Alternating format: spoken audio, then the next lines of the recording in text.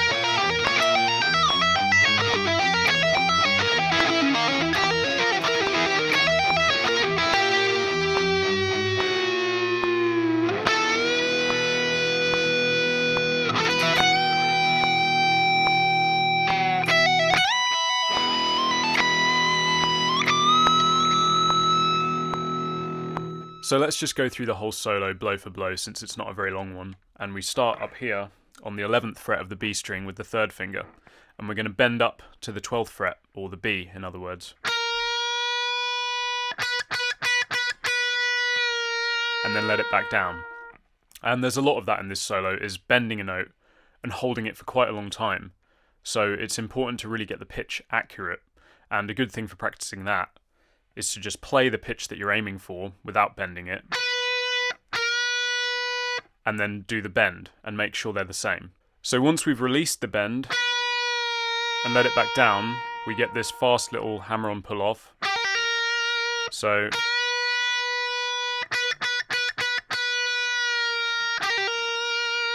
then we move up here, quite high on the fretboard, to the 15th fret of the G string with the first finger, and we get this cool little run here.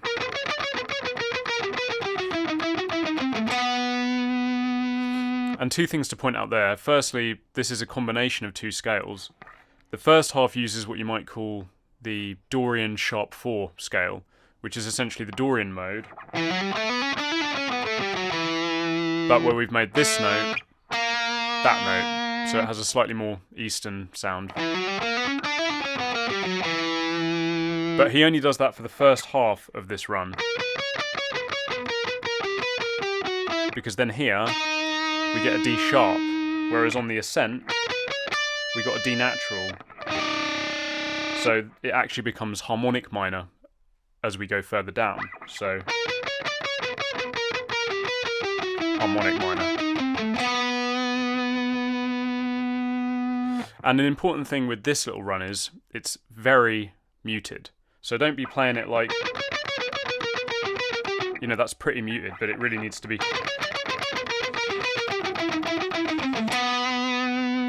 Because it needs to be really incisive and da da da da da da da da da to add to the heaviness of the song and to the riff that's going on underneath as well. So once we've ended that run, we finish on the 14th fret of the A string. Then we've got to play the low E and go all the way down with the whammy bar.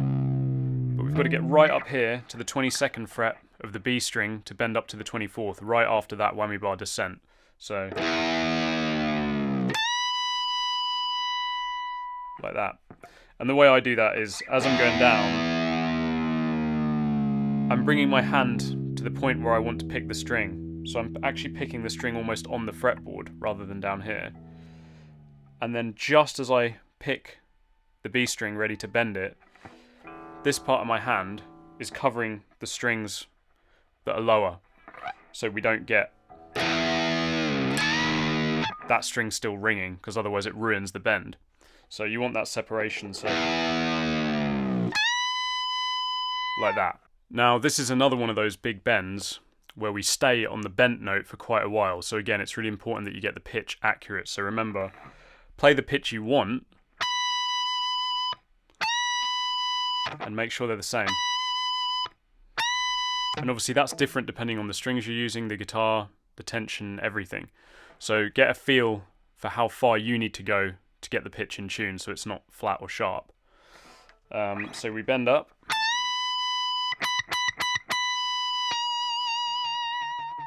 And then he's actually going... So we're actually playing two notes here in the same bend, but the difference in how much you're bending is quite small because you're actually bending up from the 22nd fret and then releasing it by enough that we get a semitone difference in the note. So this is what it would be if we weren't bending it. So it's really not much of a change. See, there I went flat. There it was sharp. Obviously vibrato will help with the pitch, but you've really got to try and get it accurate, especially because we're lingering on these notes for such a long time, so any tuning discrepancies will be quite obvious. So once we've let that bend down to what would be the 23rd fret, we then get this fast little hammer-on pull-off bit, where we're actually then bending with the first finger, which is a little unusual, especially all the way up here, but it's a nicely phrased little part.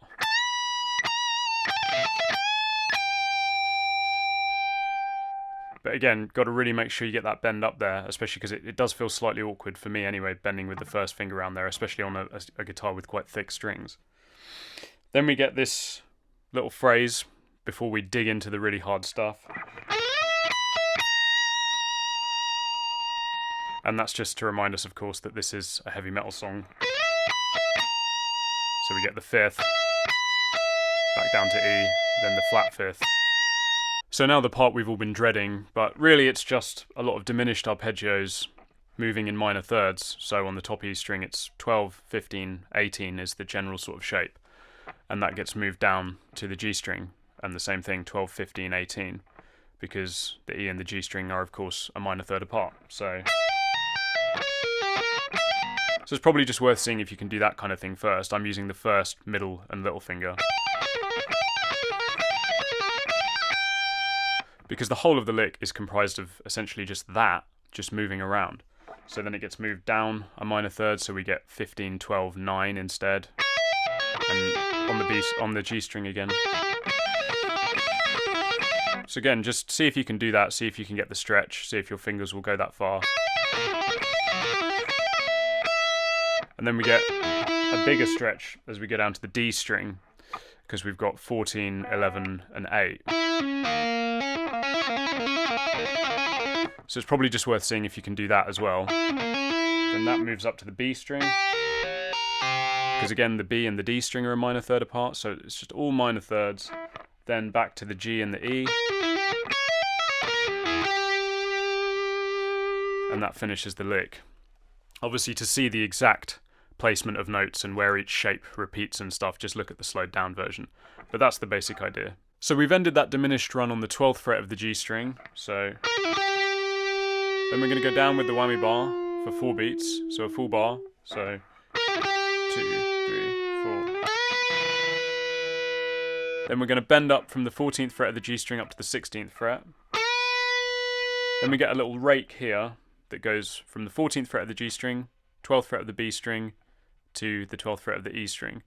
So, but as I've said in previous videos, when doing this sort of thing, remember to roll the first finger, not just plant it and bar it, because then you'll get notes ringing into each other, which isn't really the effect we want. We want a more separated sound.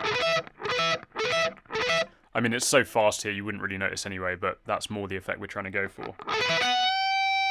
Then we're going to bend the 14th fret up to the 15th fret with the third finger.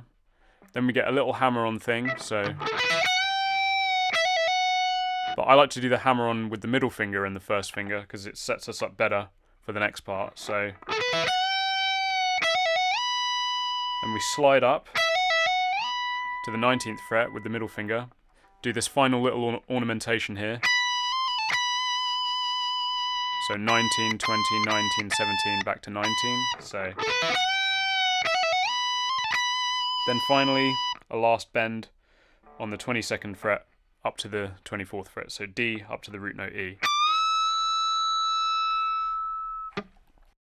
So there we have it, that's the whole solo. Remember, if you're struggling with it, first slow it down. Secondly, isolate the specific parts you're struggling with and just do those on repeat. Then finally reincorporate those isolated parts till you've got the whole solo again. Thanks for watching.